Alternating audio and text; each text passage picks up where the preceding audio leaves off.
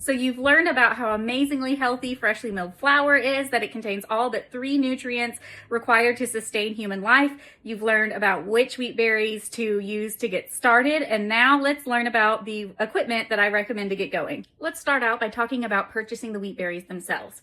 I primarily buy mine in 50-pound bags, which I did even before I started my micro bakery. It's a lot cheaper if you can buy wheat berries in bulk and then store them to where they last you the whole year. With my sandwich bread recipe, I can get 45 loaves of bread out of one 50-pound bag of wheat berries. So I would then calculate how much bread I plan to make that year and buy accordingly. Before I started the micro bakery, I would buy one 50-pound bag of hard white, one 50-pound bag of soft white, and then some smaller bags, probably a total of around 20 pounds of hard red, because some of my kids don't prefer that flavor as much. Again, I buy mine locally. If you can call around and source it locally, that will be the cheapest, but you can also order from places like Pleasant Hill Grains online, Red Becker's, as your standard. I will try to link all of these as well. Honestly, you can even find it on Amazon. So now that you've bought your wheat berries, it's time to store them. Sayla came in. She's my middle child, and she dressed up like an old lady for the 100th day of school. Are you looking like an old lady? Sorry, she's too cute. I had to allow that distraction. So now that you've bought the wheat berries, you need to be able to store them. Like I said, it's cheaper to be able to buy them in bulk. So we need to then be able to store them to make sure no worms or mites or moisture can get in there and ruin them. The shelf life of store-bought flour, I want to say, is around 2 years, but the shelf life for wheat berries, if stored in a cool, dry place, is 30 years. I've even heard of some ancient grains being discovered in like Egyptian tombs and them still being able to make bread out of it. Personally, I wouldn't eat that. I'd be afraid of an Egyptian curse or something, but you know, I digress. So when I was baking just for my family, I would store all but about 10 pounds, I think, of the wheat berries in these food grade buckets with Gamma Seal containers. The Gamma Seal is important. It is going to be what keeps out all of the bugs and mites and anything like that. No moisture. You could even probably store this in your crawl space and it would be safe so long as you have it sealed properly. I'm going to be linking all of these exact products that I use in my Linktree. I think I finally got that set up. So please go there. I'll have everything linked. I'm going to link both food grade buckets and the lids, because you can, if you already have food grade buckets, you can just buy the lids and that saves you some money.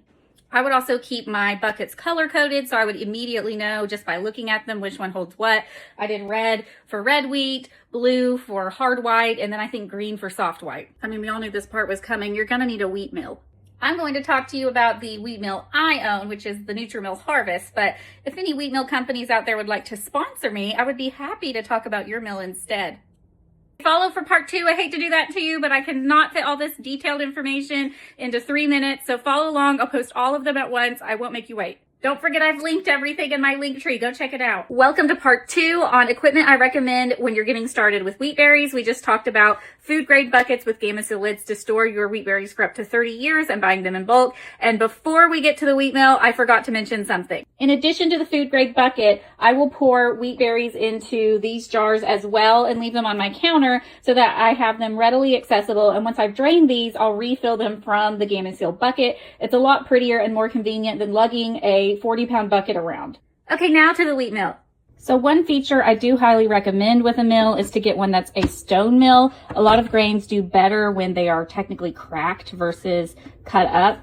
And you also can get minerals and nutrients from the stones themselves as it's being ground. So here are the actual stones that grind together to make my flour.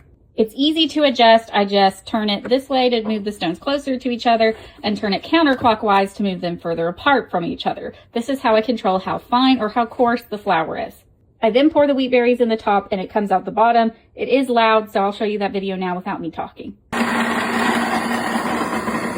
So you've got the wheat berries, you know how to store them, and you have a wheat mill. What next? Well, the truth is you don't actually need anything else, but there are some things that I recommend or that would be nice. Obviously, if you have a mixer, that is going to save you a lot of time hand kneading and just speeding up the process and honing things in, especially for cookies, but really also for breads. I will say it's been my experience that the newer KitchenAids are not as strong as some of the older ones. And I actually broke a mixer that was supposed to be able to handle bread with the KitchenAid and had to get a new one. And so I've switched over for my bread to all be in the Bosch mixer. You can do it in the KitchenAid, but you just need to be careful and really watch it. Proof I still loved KitchenAid enough to get another mixer to replace the one that broke. I just use them for different things. And again, you can do all of this by hand. It's just so much more efficient if you have a mixer. Another item I highly recommend is a bread machine. You can literally just put the ingredients in there and walk away. It'll even bake the bread for you. I used to, if I had a busy day, I would put everything in the bread maker. I would go about with my day and I would have it stop before the baking process. So then I would just take out the dough and plop it in a bread pan so it would be a really pretty shape. You can do the same thing with a bread machine if you're making rolls. I mean, literally any bread. You can just put all of the stuff in there. It'll handle all of the rising. It'll handle the kneading, literally all of it. And then you can just take the dough out at the end and put it in whatever shape you wanted. I have bought all of my bread machines at like garage sales or were given to me. And currently I don't have one. I ended up getting rid of it in the move when we came here.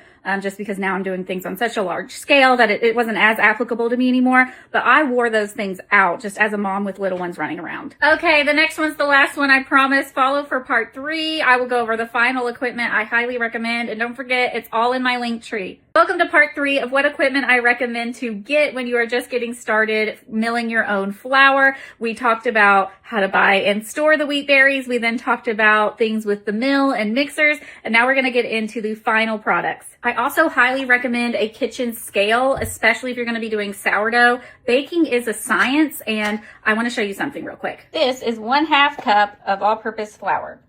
It is 73 grams.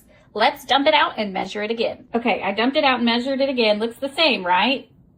Now we're at 94 grams. That is a huge difference. Same measuring cup. So you can see how it's super easy to just have a recipe get thrown off when you're purely doing things being measured by volume instead of by weight. When I share recipes with you guys, I will be totally honest if it's a really foolproof recipe and you don't need to weigh everything and you can just use measuring cups. But honestly, if you want to get anything very accurate, you really need to go by weight. Another item I recommend, but that I can't currently find in my kitchen, is my thermometer. Bread is finished baking between 190 and 210 degrees. I will admit there was a time when I very first started selling bread where I put too much of it in my oven and I thought it was all done. I even sold some of the loaves and people were messaging me that the center of the bread was not baked all the way. Not only was this super embarrassing, but it was also not very good for business and I felt so bad. I gave everyone refunds and made them fresh bread for the next day. But I learned my lesson. Had I used the thermometer, just stuck it into the center of the bread somewhere you can't really see the hole it would make, I would have known without a doubt if the bread was actually baked or not. I now do this with every single loaf that I sell. Nobody wants to spend hours baking bread just to have it gummy in the middle.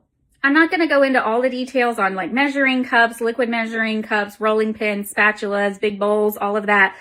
Because I feel like that's pretty self-explanatory. But one thing I would say is as you start to find recipes that you find you make regularly, I would start looking into buying the ingredients in those in bulk because that really decreases your cost per unit over time. Like olive oil. I lied to you. I am going to talk about a bowl. This is Bertha. She was a Christmas present from my mom and she was very expensive.